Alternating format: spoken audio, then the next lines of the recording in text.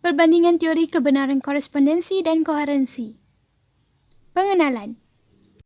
Epistemologi atau teori pengetahuan merupakan salah satu daripada cabang falsafah yang mengulas mengenai hakikat ilmu, sumber ilmu, proses ilmu dan kesaksian ilmu.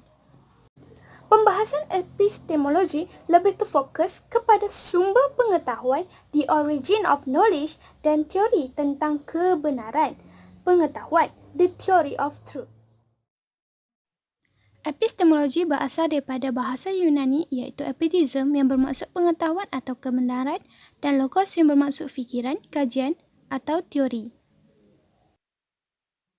Epistemologi secara etimologi bermaksud teori pengetahuan yang benar, theory of knowledge, manakala secara istilah bermaksud pengetahuan sistematik mengenai pengetahuan.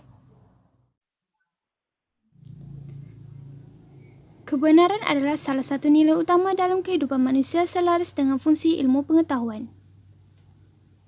Kebenaran dalam ilmu pengetahuan atau kebenaran ilmiah adalah suatu pengetahuan yang sudah jelas dan pasti kebenarannya menurut norma-norma atau prinsip-prinsip keilmuan. Epistemologi sebagai salah satu dasar ilmu amat berkait rapat dengan teori kebenaran. Teori kebenaran dalam epistemologi yang akan dihujahkan adalah teori kebenaran korespondensi dan teori kebenaran koherensi. Penghujahan. Teori ini menyatakan kebenaran adalah kesesuaian atau kesepadanan antara penyataan idea tentang kenyataan, realiti atau fakta. Maksudnya di sini, kebenaran adalah kesesuaian antara apa yang dikatakan dengan kenyataan atau realiti. Suatu penyataan dianggap benar jika apa yang dinyatakan idea sepadan atau berkorespondensi dengan realiti yang diungkapkan dalam penyataan itu. Jika pertimbangan sesuai dengan fakta, maka ia benar, dan jika tidak, maka pertimbangan itu salah. Kebenaran sebagai kesesuaian disebut sebagai kebenaran empiris. Teori korespondensi sangat ditekankan oleh aliran empirisme. Aliran empirisme mengutamakan pengalaman dan pemerhatian deria sebagai sumber utama pengetahuan manusia. Teori ini sangat menekankan bukti, evidence bagi kebenaran suatu pengetahuan. Oleh itu, bagi teori ini, mengungkapkan realiti adalah sesuatu hal yang fundamental bagi kegiatan ilmiah. Terdapat 5 unsur yang perlu dipenuhi iaitu penyataan, kesesuaian, situasi, kenyataan dan keputusan. Pelopor teori ini ialah Plato, Aristoteles dan More yang kemudiannya dikembangkan dengan lebih lanjut oleh Ibn Sina, Thomas Aquinas di abad skolastik dan Bertrand Russell pada abad moden.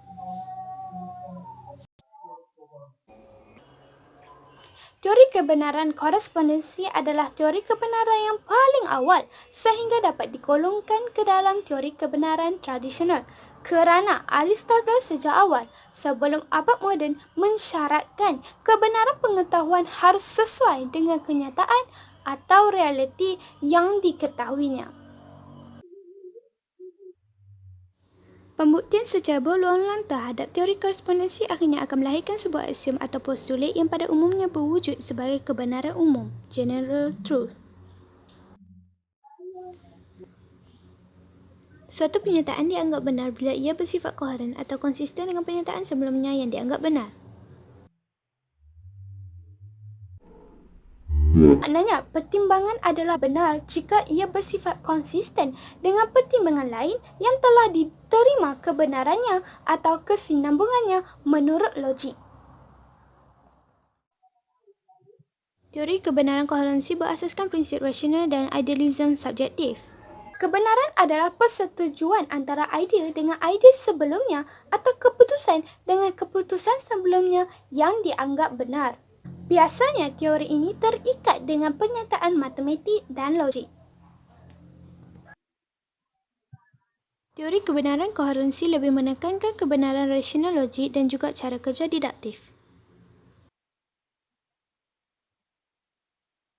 Pengetahuan yang benar hanya disimpulkan atau diambil sebagai akibat logik dari penyataan-penyataan lain yang sudah ada dan yang sudah dianggap benar.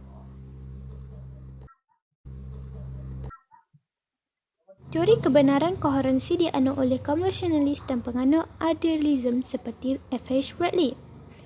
Teori ini sudah ada sejak zaman pra-Sokrates, diasaskan oleh Plato dan Aristoteles. Kemudian dikembangkan oleh Benedictus Spinoza dan George Hegel.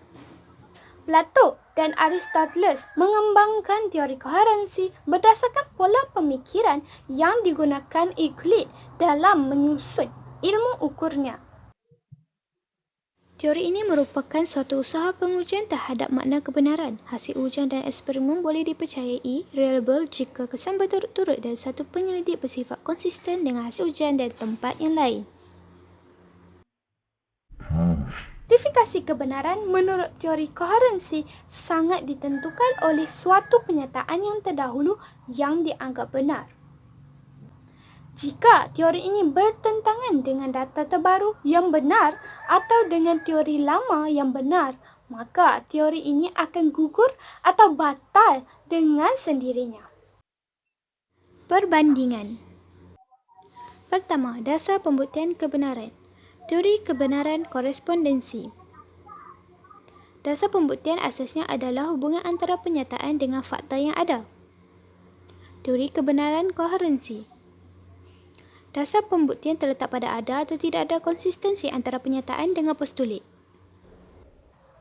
Contohnya, seseorang memberikan pernyataan bahawa di dalam sebuah kolam di dataran bandar terdapat seekor ikan hiu yang masih hidup.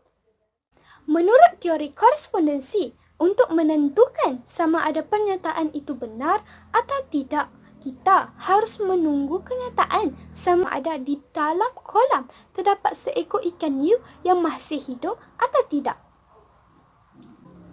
Sementara itu, menurut teori koherensi, tanpa menunggu fakta, kita dapat menentukan pernyataan orang itu tidak betul kerana bercanggah dengan aksioma yang sedia ada, iaitu ikan hiu adalah sejenis ikan air masin atau ikan air laut. Maka, adalah tidak logik bagi ikan air masin untuk hidup di dalam air kolam di dataran bandar yang merupakan kolam air tawar. Kedua, tahap pembuktian kebenaran. Teori kebenaran korespondensi menuntut kesesuaian antara fakta dengan realiti empirikal. Teori kebenaran koherensi adalah pendalaman dan kelanjutan yang teliti dalam suatu pernyataan. Teori kebenaran korespondensi merupakan teori yang mempunyai pandangan bahawa pernyataan-pernyataan adalah benar jika berkorespondensi atau berkaitan dengan fakta atau pernyataan yang ada di alam atau objek yang ditujukan kepada pernyataan tersebut. Teori kebenaran koherensi adalah teori kebenaran yang berdasarkan kepada kriteria koheren atau konsistensi. Terakhir, penganut teori kebenaran. Teori kebenaran korespondensi dianut oleh penganut realism dan materialism. Teori kebenaran koherensi diikuti oleh pengikut mazhab idealism dan rasionalis. Teori korespondensi ini pada umumnya dianut oleh para pengikut realism. Antaranya ialah Thomas Aquinas dan Bertrand Russell. Dengan demikian, sebuah pertanyaan tidak hanya diyakini kebenarannya, tetapi harus diragukan dahulu untuk diteliti sehingga mendapatkan suatu kebenaran hakiki. Teori koherensi dikembangkan pada abad ke-19 di bawah pengaruh Hegel dan diikuti oleh pengikut aliran pemikiran idealism. Antaranya ialah ahli falsafah Inggeris iaitu F.M. Bradley.